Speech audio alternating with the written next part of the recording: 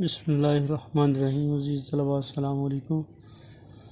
پیارے بچوں، آج ہم لوگ نذیر اکبر آبادی کا تعارف پڑھیں گے۔ اس نظم میں شامل تیسری نظم کے شاعر ہیں یہ، اور اس کے ساتھ ساتھ ان کی تحریر کردہ نصاب میں شامل نظم برسات کی بہاریں کا مطالعہ کریں گے، اس کے مشکل الفاظ کے معانی دہرائیں گے۔ ہم لوگ نذیر اکبر آبادی کے تعارف کی طرف آتے ہیں۔ نذیر اکبر آبادی 1757 میں پیدا ہوئے، 1735 میں پیدا ہوئے، اور 1830 میں ان کا وصال ہوا، یعنی 95 برس انہوں نے عمر پائی۔ نذیر کا اصل نام ولی محمد تھا۔ آپ دلی میں پیدا ہوئے، مگر چونکہ عمر کا زیادہ حصہ اکبر آباد میں گزارا، اس لیے اپنے نام کے ساتھ اکبر آبادی لکھتے تھے، یعنی شہر کی نسبت سے اکبر آبادی لکھتے تھے۔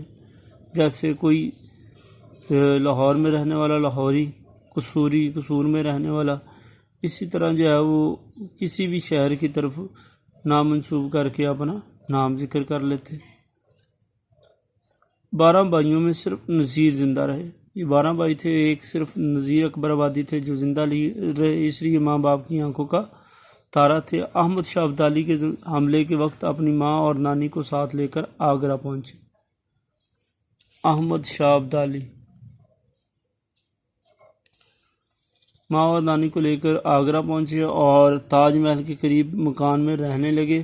نذیر کی ابتدائی تعلیم کے بارے میں زیادہ معلومات نہیں ملتی، تاہم وہ عربی، فارسی، ہندی اور ہندوستان کی کئی دوسری زبانیں جانتے تھے، یعنی زبانوں میں وہ عربی، فارسی، ہندی اور ہندوستان کی مختلف زبانیں بھی جانتے تھے۔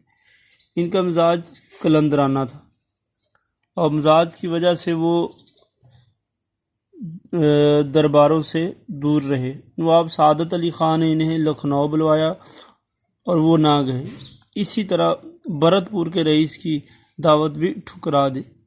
متھرا میں کچھ عرصہ معلم رہے، معلم استاد،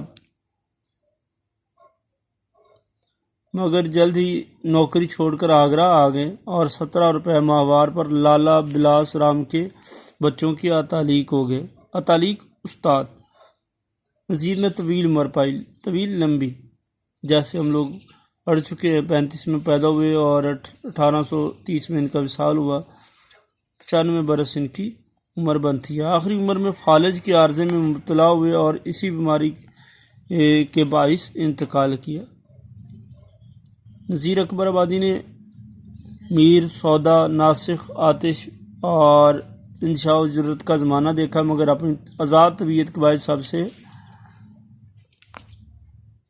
الگ رہے۔ ان کی شاعری عوامی تھی، یعنی عوام میں بہت مقبول تھی۔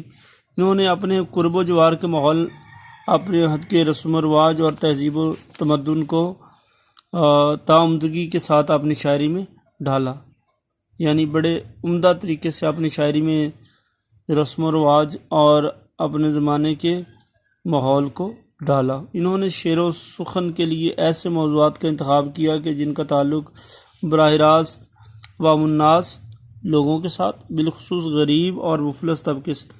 مفلس کا معنی بھی غریب ہوتا ہے، غریب طبقے سے تھا۔ ان کی نظم میں مناظر فطرت، مذہبی تہوار، سماجی رسوم، میلوں ٹھیلوں، جانوروں حتیٰ کہ پھلوں اور سبزیوں کا جا بجا ذکر دکھائی دیتا ہے۔ انہوں نے اردو نظم گوئی کے دامن کو وسیع کیا۔ انہوں نے طویل اخلاقی اور اصلاحی نظمیں لکھی۔ ان کے علاوہ مناظر فطرت، موسموں اور تہواروں پر ان کی نظمیں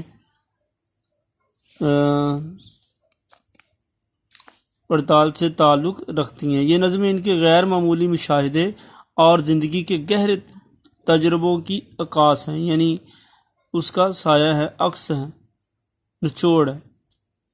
نذیر اکبر کی زبان عام فہم اور سادہ ہے۔ ان کی شاعری کا ضخیم کلیات اردو ادب میں بڑی اہمیت رکھتا ہے، یعنی بڑا گہرا